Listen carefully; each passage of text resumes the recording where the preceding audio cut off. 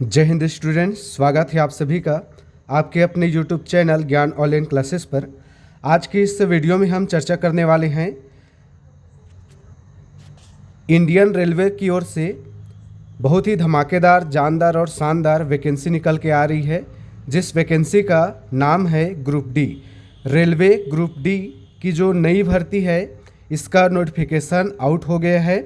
तो इस बार रेलवे में ग्रुप डी की बहुत ही बड़ी मात्रा में, बहुत ही धमाकेदार मात्रा में यहाँ पर वैकेंसी आई है, जिसके लिए फॉर्म फिलअप का डेट और बाकी अन्य जानकारी रेलवे डिपार्टमेंट के द्वारा जारी कर दिया गया है। तो आइए इस वीडियो में हम इसी रेलवे ग्रुप डी की जानकारी के बारे में पूरा डिटेल जानेंगे। योग्यता क्या है, एग्ज़ाम डेट क्या होने वाला है और फॉर्म फिलिंग का डेट क्या है, एजुकेशन क्वालिफिकेशन क्या है, कौन अप्लाई कर सकते हैं, कौन नहीं कर सकते हैं, इन सभी की जानकारी इस वीडियो में हम आपको पूरा डिटेल से बताएंगे विथ पीडीएफ के साथ। तो वीडियो में बने रहिए। चैनल में पहली बार आए हैं तो सब्सक्राइब जरूर कीजिए, लाइक कीजिए, शेयर कीजिए और अधिक से अधिक संख्या में कमेंट कीजिए। चलिए, तो ये जो वैकेंसी निकल के आ रही है रेलवे ग्रुप डी की वैकेंसी है। टोटल नंबर ऑफ वैकेंसी 32,438 है। 32,438 पदों के लिए ये जो नोटिफिकेशन है ग्रुप डी की पदों की भर्ती के लिए ये जारी किया है। चलिए, तो इसके बारे में पूरा डिटेल हम देखेंगे। चलिए, तो वीडियो में आगे बढ़ते हैं। यहाँ पर देखिए, government of India, ministry of railway, ये आपको बताया गया है। यहाँ पे हम आगे बढ़ते हैं। तो ये वाला जो पॉइंट है सबसे ज़्यादा इम्पॉर्टेंट है, आप सबको ध्यान में रखना है। इनमें किन किन बातों को उल्लेख किया देखिए। सेंट्रलाइज्ड एम्प्लॉयमेंट नोटिफिकेशन, ये CEN जो भी है, वेरियस पोस्ट यहाँ पर रहता है ग्रुप डी में 11 1 से लेकर 7 तक, ठीक है। और important details, dates and time बता देखिए। डेट ऑफ इंडिकेटिंग नोटिस, मतलब नोटिस का जो डेट था वो 28 दिसंबर 2024 को आया था। डेट ऑफ पब्लिकेशन, तो पब्लिकेशन है 22 जनवरी 2025 को। Opening date and time, online registration, ठीक है, मतलब ऑनलाइन फॉर्म डालने का जो तिथि है 23 जनवरी 2025 होने वाला है, ठीक है। और जो क्लोजिंग डेट है, मतलब फॉर्म डालने की जो अंतिम तिथि है, वो 22 फरवरी 2025 होने वाली है। ये आपको ध्यान में रखना, ठीक है। फॉर्म फिलिंग स्टार्ट कब से हो रहा है? 23 जनवरी से, ठीक है जी। फॉर्म फिलिंग का जो स्टार्टिंग पॉइंट है वो आपका 23 जनवरी है। अब फॉर्म को फिलअप करने का जो अंतिम तिथि है वो 22 फरवरी है। ये दोनों डेट को आप लोग बहुत अच्छे से ध्यान में रखेंगे, ठीक है। तो फॉर्म डालने की शुरुआत हो रही है 23 जनवरी से और फॉर्म डालने की जो अंतिम तिथि है वो है 22 जनवरी। यहाँ पर और कुछ डेट बताया है, जैसे कि date for application fee payment वगैरह का, यदि आप पेमेंट नहीं कर पाए रहेंगे तो 23 फरवरी तक, और यदि आपको कोई करेक्शन करना है तो ये 25 फरवरी तक निश्चित शुल्क दे करके आप करेक्शन कर सकते हैं। देखिए, तो यहाँ पे खास बात है 23 जनवरी से आपका फॉर्म भरना स्टार्ट हो रहा है 23 जनवरी 2025 से, और फॉर्म डालने की जो अंतिम तिथि है वो 22 फरवरी 2025। तो ये आपने यहाँ पर जान लिया कि कब स्टार्टिंग है और कब लास्ट है। यहाँ पर इस पद की जो भी पेमेंट है, तो इंटीरियल जो पेमेंट है 18,000 है, मेडिकल स्टैंडर्ड जो भी मिलेगा, और टोटल नंबर ऑफ वैकेंसी 32,438, और एज बताया है 1/1/2025 की स्थिति में न्यूनतम 18 साल और अधिकतम 36 साल होना चाहिए। और जो भी एज रिलैक्सेशन है वो आपको यहाँ पर दिया जाएगा, जो भी गवर्नमेंट के द्वारा दिया जाता है। चलिए, तो यहाँ तक हमने आपको बताया कि टोटल नंबर ऑफ वैकेंसी कितना है, एज रिलैक्सेशन क्या है, मतलब एज का डेट क्या है, पेमेंट बताया कितना होगा, और फॉर्म डालने की जो प्रारंभिक तिथि ये बताया। चलिए, इसके बाद में अब जो आगे काम का चीज़ है ये सबको हम देखेंगे। यहाँ पर एक काम का चीज़ है, इसको हम हाईलाइट करके देखेंगे। यहाँ पर देखिए, आपका जो भी एजुकेशन क्वालिफिकेशन है वो फॉर्म फिलिंग का जो लास्ट डेट है 22 फरवरी 2025, उस दिन तक आपका एजुकेशन क्वालिफिकेशन कंप्लीट हो जाना चाहिए। मतलब जैसे कि आज आपका 22 जनवरी है, 21 जनवरी है, 22 जनवरी को आपका फॉर्म जो भी एजुकेशन क्वालिफिकेशन मंगाया है वो पूरा नहीं होता है। कोई दिक्कत नहीं है, लेकिन 22 फरवरी 2025 तक आपका जो भी एजुकेशन क्वालिफिकेशन है वो पूरा हो जाना चाहिए। चलिए, तो यहाँ पर ये बात समझ आ गया। अब देखेंगे अगला जो हमारा काम का चीज़ है उस पर, क्योंकि 67 पेज का ये पूरा PDF है, तो पूरा नहीं देखना है हमको, वो चीज़ देखना है जो हमारे काम का है। चलिए, तो यहाँ पर एक पॉइंट हमारे काम का निकल के आ रहा है। यहाँ पर रिलैक्सेशन इन अपर एज लिमिट, तो ये बताया कि OBC नॉन क्रीमिलियर को 3 साल, SC ST को 5 साल, और यहाँ पर जो भी है OBC SC ST जो भी यहाँ पर आपका जो एज रिलैक्सेशन है ये बताया गया है कि कितने एज का आपको छूट मिलेगा, आपका जो अधिकतम आयु है उसमें, क्योंकि न्यूनतम में तो कोई छूट मिलेगा नहीं, न्यूनतम 18 साल और अधिकतम 36 साल है। तो इस 36 साल के बाद में आपको कितना छूट मिलेगा ये बताया है, आप इसको देख सकते हैं।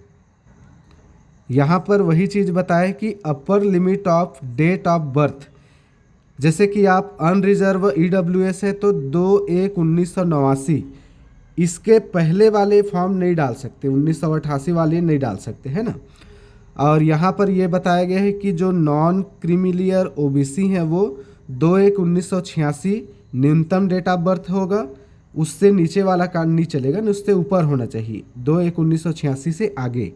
ऐसे यहाँ पर SC ST के लिए बताया 2/1/1984, ये न्यूनतम आपका डेट ऑफ बर्थ है, इससे नीचे वाले नहीं डालेंगे फॉर्म, इसके ऊपर वाले डाल सकते हैं, ठीक है। चलिए, यहाँ पर अब जो भी है ये कैटेगरी पूरा आपको बता दिया, आपको समझ आ गया कि कौन कितने तक फॉर्म डाल सकता है, कितने तक फॉर्म नहीं। यहाँ पर ये जो आपका पॉइंट है निकल के आ रहा है, कैंडिडेट कैटेगरी के हिसाब से क्या एग्जामिनेशन फीस होने वाला है। तो जितने भी जनरल और OBC हैं उनको 500 रुपया लगेगा, और जितने भी आपके SC ST और जितने भी फीमेल कैंडिडेट हैं इनके लिए 250 रुपया का यहाँ पर जो फीस है ये रेलवे के द्वारा लिया जा रहा है, ठीक। यहाँ पर एक और काम की चीज़ निकल के आ रही है, रिफंड ऑफ एग्जामिनेशन फ़ी, ठीक है। तो यदि आप जो फॉर्म डालते समय जो आप फीस देंगे वो आपका वापस होगा। वापस होने का कंडीशन है, यहाँ पर देखिए, attending the first stage of CBT, ये बोल रहे हैं यदि आप CBT फर्स्ट का एग्ज़ाम देने जाते हैं, उसके बाद में जिस अकाउंट नंबर से आपने पेमेंट किया था उस अकाउंट नंबर पे आपका जो पैसा है वो वापस आ जाएगा। जैसे यदि आप जनरल और OBC कैटेगरी से यदि आपने 500 दिया है तो आपको 400 रुपया वापस आएगा, और जो भी SC ST और फीमेल कैंडिडेट है जो 250 रुपया पे करेंगे उनको 250 रुपया वापस आएगा, लेकिन वापस उसी अकाउंट पे आएगा जिस अकाउंट से आपका पैसा कटा रहेगा, ये ध्यान रखें, ठीक है। लेकिन पैसा तभी वापस आएगा जब आप पहला जो स्टेज है उसका एग्ज़ाम देने आप जाएंगे, ठीक। चलिए आगे बढ़ते हैं। यहाँ पे हम देखेंगे कंप्यूटर बेस्ड टेस्ट, जो आपका पहला एग्ज़ाम होगा, जाहिर सी बात है ऑनलाइन एग्ज़ाम होने वाला है, हम सबको पता है। तो इस पेपर का सिलेबस क्या होने वाला है, देखिए, एग्ज़ाम का ड्यूरेशन 90 मिनट रहेगा, 90 मिनट मतलब 1.5 घंटा, जिसमें आपको टोटल 100 क्वेश्चन 100 नंबर का पूछा जाएगा। यहाँ लिखा है number of question each of 1 mark, मतलब 100 क्वेश्चन रहेगा, 100 नंबर का रहेगा। जनरल साइंस से 25, मैथमेटिक्स से 25, जनरल इंटेलिजेंस एंड रीजनिंग से 30 question, general awareness and current affair से 20 क्वेश्चन। इस तरीके से टोटल 100 नंबर के 100 प्रश्न रहेंगे, 90 मिनट का टाइम रहेगा। यहाँ पे एक अच्छी बात है जो पढ़ने वाले स्टूडेंट को अच्छा लगेगा, नेगेटिव मार्किंग रहेगा, वो भी 1/3। समझ में आ रही बातें, 1/3 माइनस मार्किंग मतलब जो 100% सही आपको पता रहेगा वही बनाना है। तुक्का मारने वाले लोग यहाँ पे बिल्कुल फॉर्म न डालें, वह तो ऐसे ही बाहर हो जाएंगे, ठीक है। और यहाँ पर एक चीज़ है, मिनिमम % ऑफ मार्क आपको लाना पड़ेगा यदि आपको शॉर्ट लिस्ट होना है। तो ये बताया यहाँ पे, देखिए, यदि आप अनरिजर्व हैं तो 100 में से 40% मतलब कम से कम 40 नंबर लाना पड़ेगा। EWS है तो 40%, और OBC नॉन क्रीमिलियर 30% लाना आपको है, ठीक है। SC को 30%, SC को ST को 30%। मतलब इस पेपर में यदि आप बैठते हैं और आपके यदि मेरिट लिस्ट में आना है तो कम से कम 40% और कम से कम 30% आपको नंबर लाना ही होगा। यदि उससे कम लाते हैं तो आपका मेरिट में नाम ही नहीं आएगा। यहाँ पर सिलेबस को पूरा डिटेल से बताया, मैथमेटिक्स का, जनरल इंटेलिजेंस का, रीजनिंग का, साइंस का और general awareness and current affair, ये इसको आप देख लेना। यहाँ पर कुछ फिजिकल स्टैंडर्ड एफिशिएंसी टेस्ट भी बताया गया है। ये हालांकि उतना टफ नहीं रहता है, बहुत इजी रहता है। जैसे यहाँ पर देखिए, यदि आप CBT फर्स्ट एक एग्ज़ाम पास कर लेते हैं, है ना, तो आपको मेल कैंडिडेट को 35 किलो का वज़न उठा करके 100 मीटर चलना है या रनिंग करना है, 2 मिनट का टाइम रहेगा। तो ये उतना कठिन नहीं है। ये देखिए 35 kg वज़न उठाना है, 100 मीटर आपको जाना है, 2 मिनट में एक चांस दिया जाएगा। इसके अलावा आपको रनिंग करना है तो 100 मीटर दौड़ना है 4 मिनट और 15 सेकेंड में। तो ये भी ज़्यादा हार्ड नहीं है। 100 मीटर मतलब 1 किलोमीटर आपको रनिंग करना है 4 मिनट 15 सेकेंड में, तो बहुत ईजी हो जाएगा। इसी तरीके से फीमेल कैंडिडेट को यहाँ पे बताया गया कि 20 किलो का वज़न उठा के आपको जाना है। ये देख सकते हैं आप यहाँ पे जूम करके, 20 किलो का वज़न उठाना है आपको और 100 मीटर जाना है 2 मिनट में। ये भी बहुत आसान है। और आपको 100 मीटर दौड़ना है 5 मिनट और 40 सेकेंड में। ठीक, चलिए, तो इस तरीके से हमने CBT फर्स्ट के बाद में फिजिकल एफिशिएंसी टेस्ट के बारे में जान लिया कि क्या होने वाला है, कैसा होने वाला है। चलिए, अब यहाँ पर हमारा अगला जो काम का चीज़ निकल के आता है वो अलग अलग जोन वाइज टोटल कितने वैकेंसी हैं। जैसे हमने बताया कि कुल वैकेंसी 32,438 है, तो वो अलग अलग जोन में आए हैं। जैसे कि वेस्टर्न रेलवे मुंबई में, तो यहाँ पर वेस्टर्न रेलवे मुंबई में आप देख सकते हैं किन किन पदों के लिए यहाँ पर वैकेंसी आई है। तो टोटल जो नंबर ऑफ वैकेंसी है ये मुंबई की है ना, ये 4672 मतलब 4672। और यहाँ पर आप कैटेगरी वाइज देख सकते हैं टोटल वैकेंसी कितना है, ये मुंबई का है। चलिए, मैं यहाँ पर आगे बढ़ता हूँ वीडियो में। मुंबई के बाद में railway north western railway Jaipur, यहाँ पर पोस्ट तो वही है सब में 14। और यहाँ पर टोटल नंबर ऑफ वैकेंसी देख सकते हैं, ये जयपुर का है 1433, 1433। और ये अलग अलग कैटेगरी वाइज आप देख सकते हैं।